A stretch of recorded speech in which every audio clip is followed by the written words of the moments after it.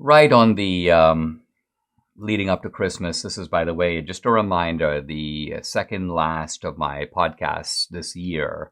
I'll be doing one tomorrow, the 23rd, and then I'm on break until January 10th. But I want to talk about an atheist argument that relates to Christmas and goes something like this. Hey, Dinesh, if God really wanted to show himself to mankind, really wanted to make his presence obvious, why doesn't he take obvious steps to do that? He's, after all, omnipotent. And he could do some easy things like tattoo his name on the moon or just appear before everybody and go, here, I'm God, take a look at me. Or even if he wants to send his son Jesus, the argument goes, well, why send him at the time and place that God apparently did? Like, why send him to some forgotten corner of the Roman Empire, a town called Nazareth that no one's ever heard of, even Bethlehem, essentially a remote precinct of Roman rule?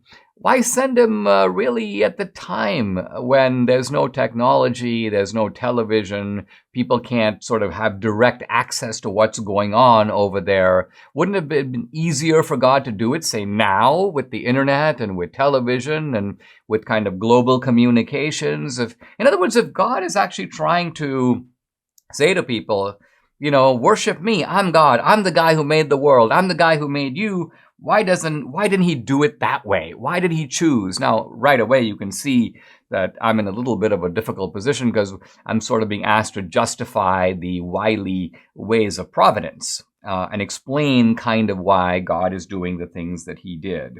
Now, first of all, even though this argument appears to carry a certain kind of force, it's worth pointing out right at the outset that whatever God did, to put Jesus in the world, it's not exactly like God's plan failed, right? Jesus is, in fact, the most influential figure in all of history.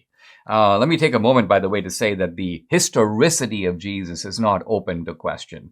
I touched on this in my conversation several days ago with Eric Metaxas, but the historicity of Jesus is not merely attested to by Christian sources. It's not just, by the way, the four gospel writers and Paul. No, you have Greek sources, you have Roman sources. So, for example, we find references to Jesus in Suetonius, the historian, in Pliny the Younger, in the Jewish historian Josephus, Tacitus, the historian in his annals. He talks about the detestable superstition of, quote, Christus. So here you have a hostile witness who doesn't like what Jesus stands for, is sort of attacking Jesus for, quote, founding a new sect called Christianity. This is Tacitus.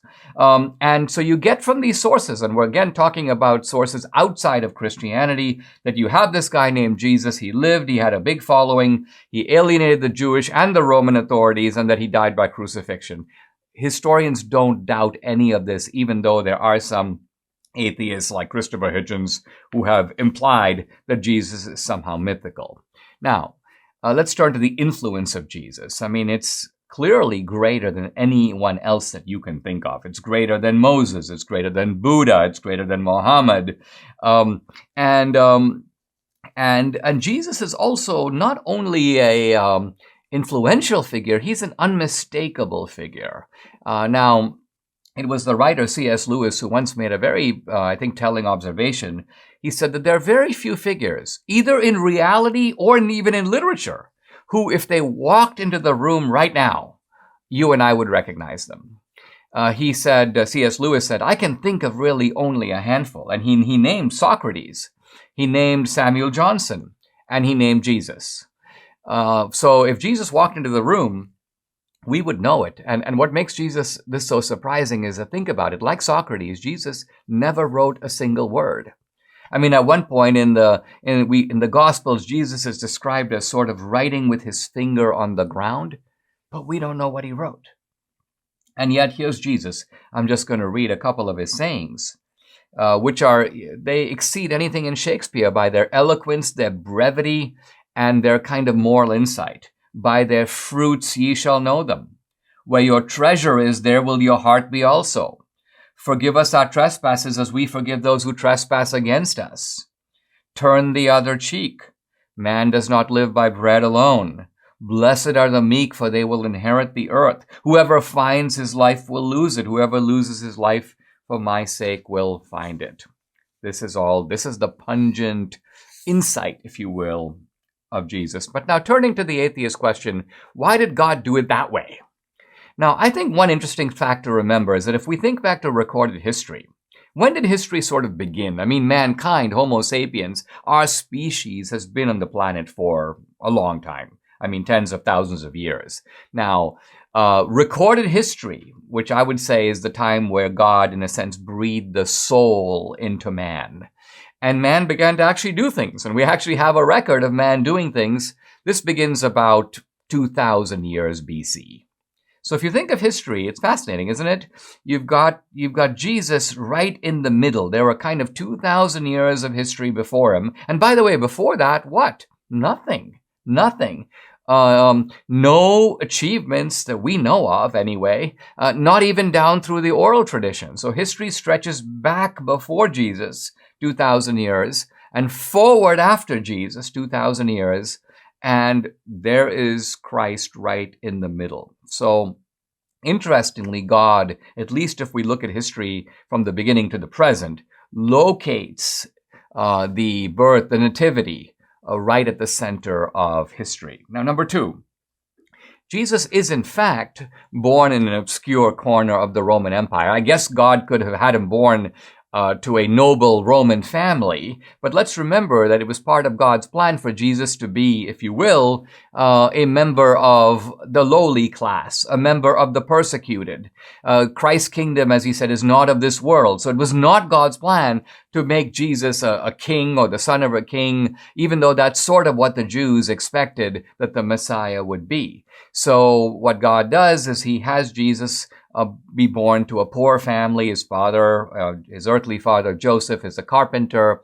And yet, isn't it true that God, if God is operating through providence, as obviously we Christians believe he is, God knew that even though Jesus was born on the receiving end of the Roman Empire, nevertheless, by a strange irony, and for Christians this is an irony, this is simply providence, the message of Christianity would be carried on the backs of the Roman legions. In other words, how did Christianity become a religion spread through the far corners, not just of Europe, but even the northern part of Africa, stretch into Asia? And the answer is, it was the power of the Roman Empire. It was the conversion of Constantine to Christianity around 325 AD that then ultimately brought about this change by which you may say the dominated class, the Jews, and Jesus, now become part of the ruling class. Christianity becomes the religion of the Roman state, and it becomes carried far and wide.